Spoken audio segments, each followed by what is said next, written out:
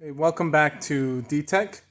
Tonight we are going to be working on a vehicle that has been sitting for about 5 years. It is one that I learned and taught myself how to scope years ago with my Vantage Pro.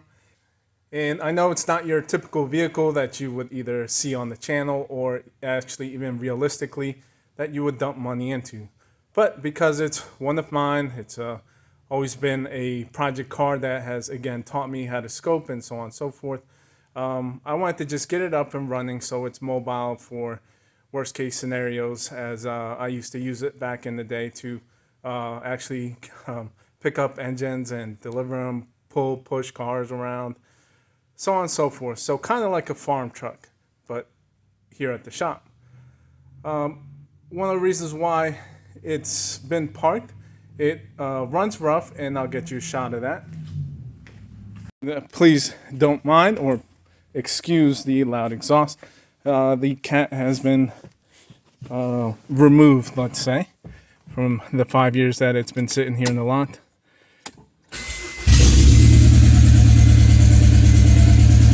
But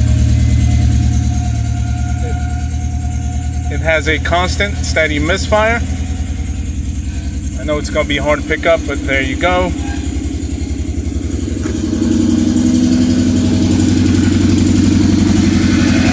And I'll quickly show you. Unplugging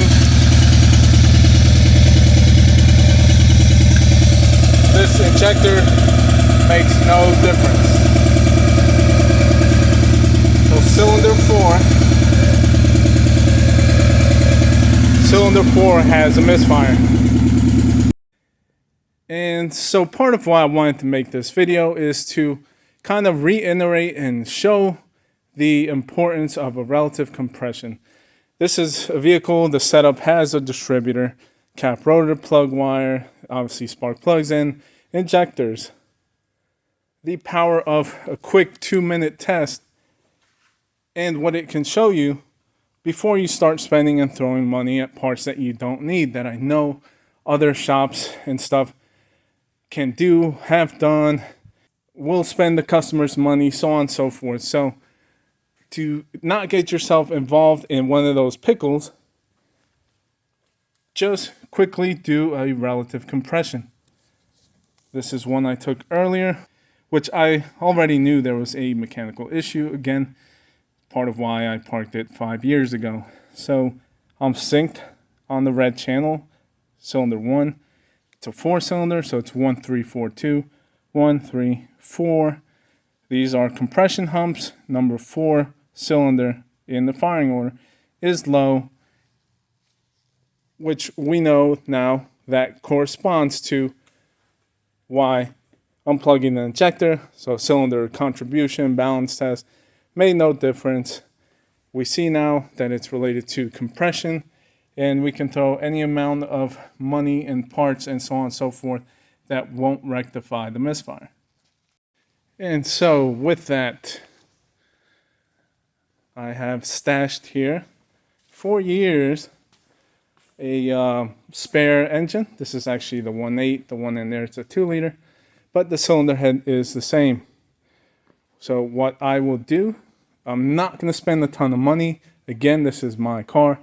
I'm going to pull this head off and basically install it in my CRV and get that compression basically restored and have a vehicle that's mobile again for shop dirty work and running errands and so on and so forth. So again, just trying to show importance of scoping with relative compression. Shows you internal engine mechanical issues or damage, and in order to rectify is to do internal work. Okay, so pretty straightforward. We got the cylinder head off. I got this engine off of one of my friends, and again, it was years ago. I called him. He doesn't even remember what was wrong with this one, or if he just ended up giving it to me. So nothing looks crazy in the chambers. All look pretty much similar. And so I've got everything there laid out and arranged.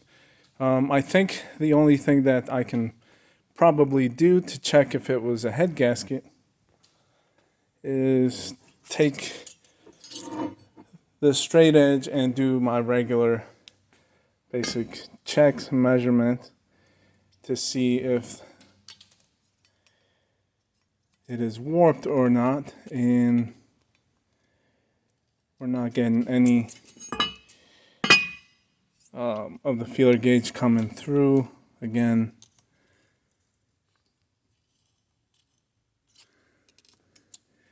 I don't believe that it was a head gasket issue on this guy. So I think I'll be good with just cleaning it up and then going forward with installing it.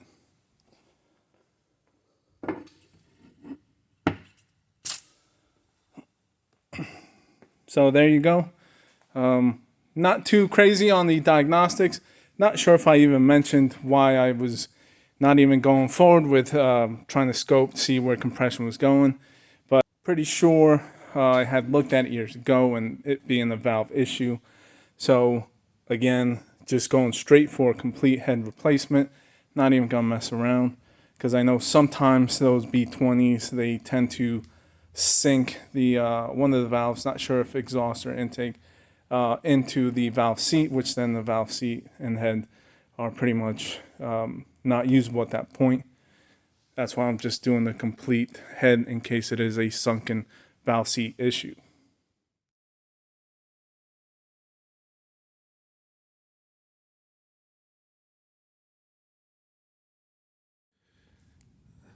All right, so it's all back together. Cylinder head worked out fine.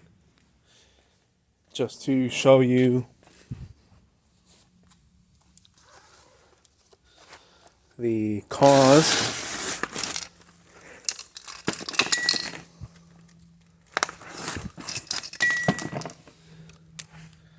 And it's a burnt exhaust valve. That's where our compression was being lost at.